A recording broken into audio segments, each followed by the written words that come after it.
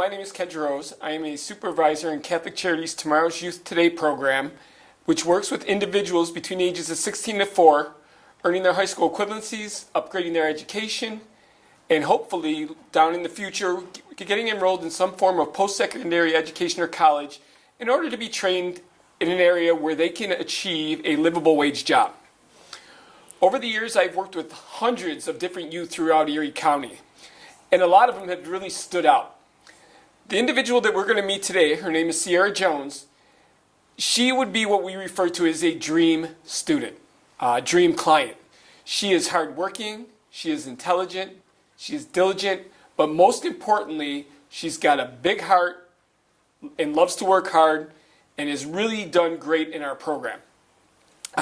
Some of the things Sierra's accomplished in our program: she has upgraded her education levels, she has performed community service work, she has volunteered, she has taken our job readiness training program, and she has done a paid work internship.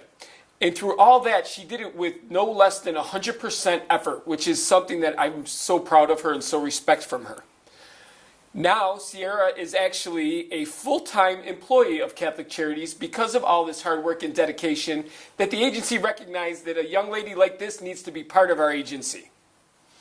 So, with that being said, I'm going to introduce you to Sierra Jones. Hi, I'm Sierra. Sierra, we're going to ask a couple questions for you. Okay. Before you came to Catholic Charities, what was your life like? Well, I was sitting around, not doing anything with my life. I haven't completed high school, and I had a brand new baby. Were there any negative things going on in your life that were causing you to, be where you are today? I just didn't have that support. I didn't have the support, and I really didn't have no one around me to push me to do better. Good. So, what made you want to change that part of your life? My daughter Asada, I couldn't provide for her like I wanted to. I couldn't take her places that I wanted to. So where did you go to seek help? Catholic Charities. And what did you like best about that Catholic Charities program? I like that they gave me the support that I needed. They showed me that they wanted me to be successful, and they was flexible with working with me and my hours. How did the instructors make you feel? They made me feel great. I loved them. Okay, what did they do that really separated you from the time you spent in high school? How were these instructors different? They had me come in an hour, maybe 45 minutes before class started, and gave me one-on-one training so I could understand it, and when I got to class, I wasn't lost. I could understand everything that's going on. Besides education, what else did you get from the Catholic Charities program? I got parenting classes. I got a work experience paid internship and the job readiness program. Tell me about a community service project you did through Catholic Charities. I did a few. I did arts and crafts for kids. I did working in the pantries, and I also did helping clean the library, the main library. One of my favorite stories is the time that we were down at that pantry and you told one of the older gentlemen there that you were going to carry everything up and down that flight of stairs, and he was not to do it. Yes. From then, I knew you were going to be a great worker. Yeah. So what are you doing now for Catholic Charities? Secretary work. I work in the office. I help people. We provide people with clothing if they need it. We have a thrift store where you can come and purchase clothes for a little or nothing. Toys. If you need household items, they help you get those. What's the name of the? Ladies of Charity. Okay, and that's on Broadway. Yeah, 1122 Broadway. Excellent. How does helping people make you feel? It makes me feel great. It makes me feel like I'm doing something that I really always wanted to do. Give me an example of what you do in an everyday. I come in, I set the store up, the cash register up. I check the emails and check the messages and just get things ready for when the ladies come, the volunteers, and get ready to open up the store. Good.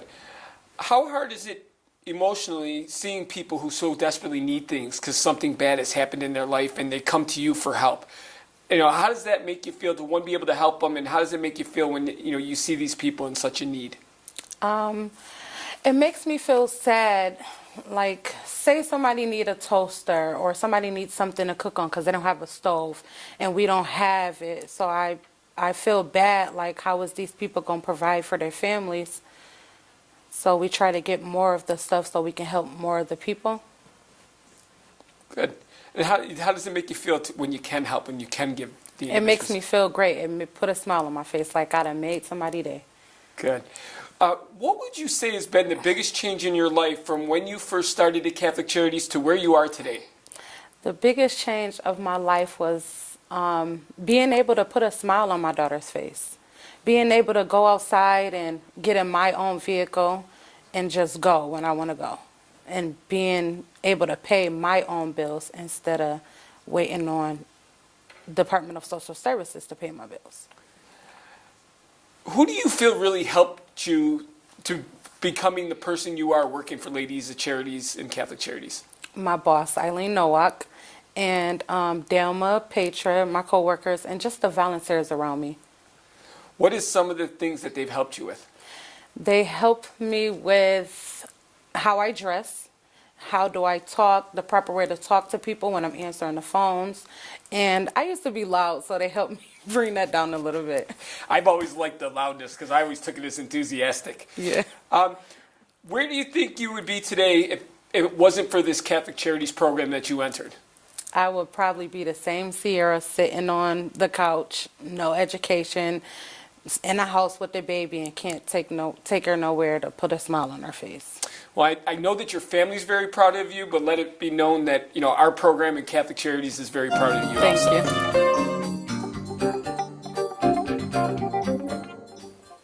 This is Indoor, and you are watching the DJ Starr Show. Hey.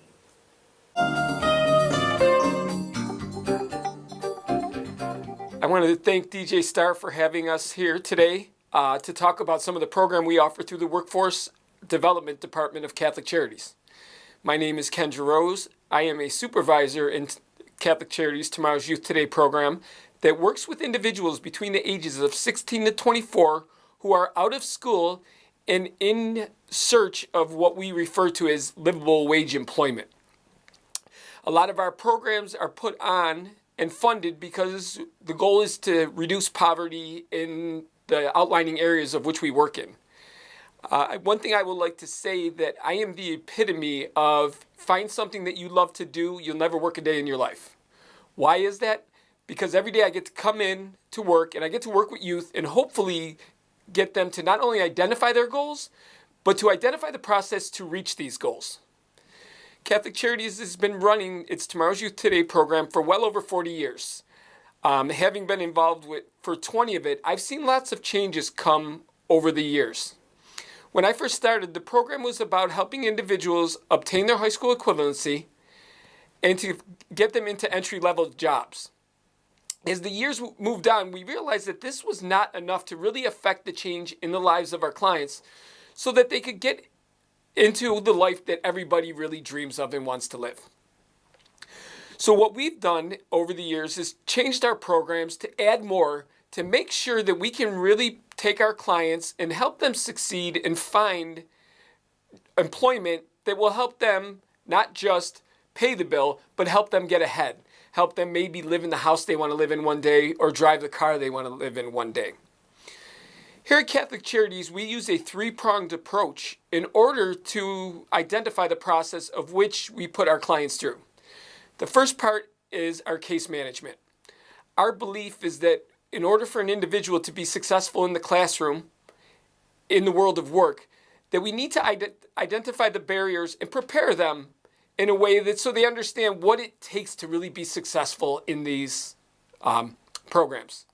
So our case managers will work with individuals not only on intaking them to get them eligible for our programs, but they also work on barriers that affect our clients every day, such as daycare. Maybe it's transportation. Maybe it's the money to fund themselves to get into some of these programs. Our case managers do an extensive job of keeping notes to ensure the fact that we are able to do everything we can do in our power to help these individuals succeed in those programs, in those classrooms. The second part of our program is the education. We know that education is important. We know that a lot of our clients have not succeeded in the traditional educational setting. This does not mean that our clients are not intelligent. It just means that we need a different philosophy or a different approach to obtaining their education and being able to put them in a situation where they can succeed. So we at Catholic Charities identify separately every client that comes through us, their individual education service strategy. What this does, it allows our clients to focus on the needs that they have exactly to attaining their high school equivalency. So we don't put them back into a classroom where 12 people are all being taught the same thing. We individualize their education, and this allows for them to be able to gain their educational upgrades at a quicker time, thus being able to see that light at the end of the tunnel a little bit more clearly. The third part, and the part that I've been so strongly involved in over the years, is the employment piece of our programming. We do a lot to try to help our clients succeed, whether it's in the world of work or whether it's in the world of school. A lot of these are identifying processes to which they can utilize in order to be successful. We will teach things such as the importance of the first impression. We know how many people like to judge books by its cover, and we know that we do it in our own life situations. We have job application trainings and resume training so that these individuals are able to produce job applications and resumes that will get recognized for employers. We do a lot of work on interviewing skills, what it is that separates us from other individuals that are interviewing for this job, and what should be our mindset as we're trying to prove to employers that we are the right person for that job. And one of the most important things that we do is, how do we maintain our job? How do we stay successful on our job so that we earn promotions and pay raises and that we stay employed and stay in good standings at work? Catholic Charities moving forward is really at the forefront of workforce development in the local area. We know that there is going to be a lot of job openings stretching over the next 5 to 10 years. We have a workforce that is going to be retiring, and there's not a lot of people, individuals out there trained in those areas to fulfill those jobs. So what we do here at Catholic Charities is make sure that we identify what is the program where you can go to in order to obtain those skills to fill those jobs. We use programs like Erie One BOCES, the Buffalo Adult Education Program, and Erie Community College to help these individuals get into those training programs so that they can succeed in these jobs. Another program that we're very excited to be working on is we are ground floor members of the Northland Workforce Training Center, which will be a huge opportunity for individuals in our community to get training in areas such as advanced manufacturing to fulfill a lot of those job requirements out there. We have recently moved into Niagara County, where we are offering a lot of the same service that we have successfully run in Erie County for the past 40 years, and are very excited about the partnerships we have opened up with a whole bunch of schools out in Niagara County. We also have an ESPRI grant, which is a poverty reduction grant in the city of Niagara Falls, where we'll be working with individuals in their community and linking them up with these training programs, upgrading their educations, and linking them with the unions who've agreed to take them on as apprenticeship programs. So to finish up, we'd just like to say that, Catholic Charities Workforce Development Department has a lot of areas where we can really help individuals out in our community. And in order for an individual who wants to see more or learn more about our programs, they can go to ccwny.org, or they can dial our main number of 893-3500, and a case manager will help you guide through all the programming that we have to find the one that best suits you. Thank you once again to DJ Starr for having us out here and explaining a little bit more about what we do here at Catholic Charities and all we have to offer for workforce development in Erie and Niagara County.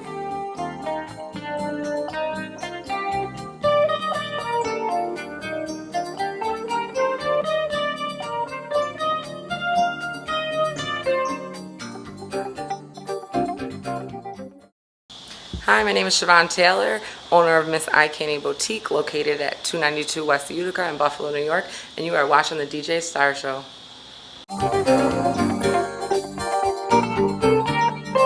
Good evening. Welcome to the DJ Starr Show. We're very happy to have you here tonight. I'm Eileen Nowak. I am Department Director for Parish Outreach and Advocacy for Catholic Charities of Buffalo.